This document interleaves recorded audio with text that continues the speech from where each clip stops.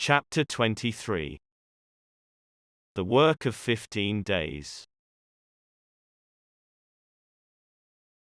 For some time I stood tottering on the mound regardless of my safety. Within that noisome den from which I had emerged, I had thought with a narrow intensity only of our immediate security. I had not realized what had been happening to the world, had not anticipated this startling vision of unfamiliar things.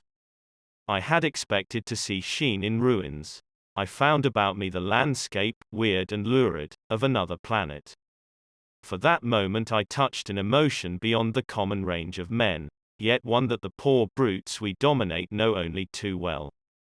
I felt as a rabbit might feel returning to his burrow and suddenly confronted by the work of a dozen busy navvies digging the foundations of a house. I felt the first inkling of a thing that presently grew quite clear in my mind, that oppressed me for many days, a sense of dethronement, a persuasion that I was no longer a master, but an animal among the animals, under the Martian heel. With us it would be as with them, to lurk and watch, to run and hide. The fear and empire of man had passed away.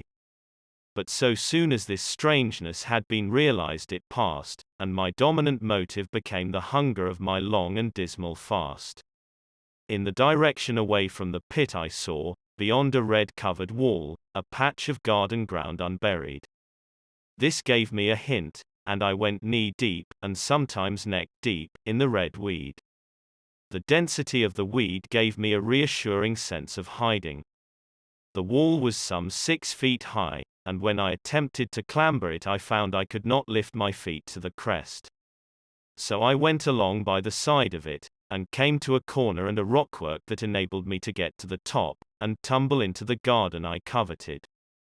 Here I found some young onions, a couple of gladiolus bulbs, and a quantity of immature carrots, all of which I secured, and, scrambling over a ruined wall, went on my way through scarlet and crimson trees towards Kew. It was like walking through an avenue of gigantic blood drops, possessed with two ideas: to get more food, and to limp, as soon and as far as my strength permitted, out of this accursed unearthly region of the pit. Some way farther, in a grassy place, was a group of mushrooms which also I devoured, and then I came upon a brown sheet of flowing shallow water, where meadows used to be. These fragments of nourishment served only to whet my hunger. At first I was surprised at this flood in a hot, dry summer, but afterwards I discovered that it was caused by the tropical exuberance of the red weed. Directly this extraordinary growth encountered water it straightway became gigantic and of unparalleled fecundity. Its seeds were simply poured down into the water of the Wey and Thames, and its swiftly growing and titanic water fronds speedily choked both those rivers. At Putney, as I afterwards saw, the bridge was almost lost in a tangle of this weed, and at Richmond, too, the Thames water poured in a broad and shallow stream across the meadows of Hampton and Twickenham. As the water spread the weed followed them, until the ruined villas of the Thames Valley were for a time lost in this red swamp, whose margin I explored, and much of the desolation the Martians had caused was concealed. In the end the red weed succumbed almost as quickly as it had spread. A cankering disease, due, it is believed, to the action of certain bacteria, presently seized upon it. Now by the action of natural selection, all terrestrial plants have acquired a resisting power against bacterial diseases. They never succumb without a severe struggle, but the red weed rotted like a thing already dead. The fronds became bleached, and then shriveled and brittle. They broke off at the least touch, and the waters that had stimulated their early growth carried their last vestiges out to sea. My first act on coming to this water was, of course, to slake my thirst. I drank a great deal of it and, moved by an impulse, gnawed some fronds of red weed. But they were watery, and had a sickly, metallic taste. I found the water was sufficiently shallow for me to wade securely, although the red weed impeded my feet a little. But the flood evidently got deeper towards the river, and I turned back to Mortlake. I managed to make out the road by means of occasional ruins of its villas and fences and lamps, and so presently I got out of this spate and made my way to the hill going up towards Roehampton and came out on Putney Common. Here the scenery changed from the strange and unfamiliar to the wreckage of the familiar. Patches of ground exhibited the devastation of a cyclone, and in a few score yards I would come upon perfectly undisturbed spaces, houses with their blinds trimly drawn and doors closed, as if they had been left for a day by the owners, or as if their inhabitants slept within. The red weed was less abundant. The tall trees along the lane were free from the red creeper.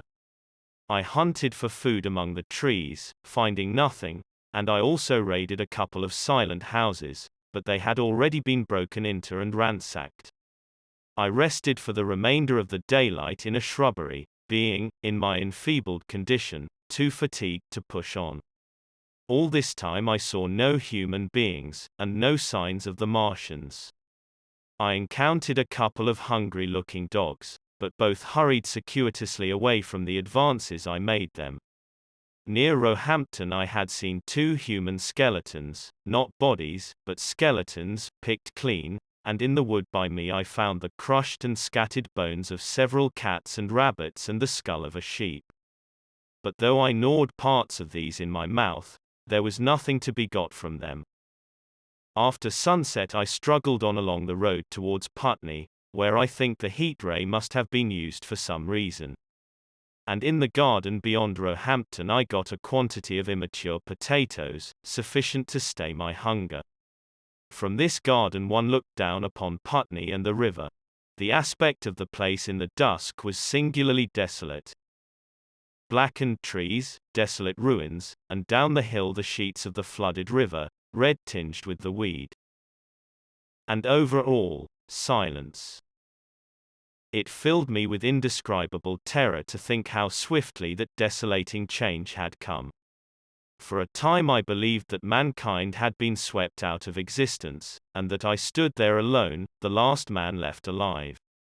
Hard by the top of Putney Hill I came upon another skeleton, with the arms dislocated and removed several yards from the rest of the body. As I proceeded I became more and more convinced that the extermination of mankind was, save for such stragglers as myself, already accomplished in this part of the world. The Martians, I thought, had gone on and left the country desolated, seeking food elsewhere. Perhaps even now they were destroying Berlin or Paris, or it might be they had gone northward.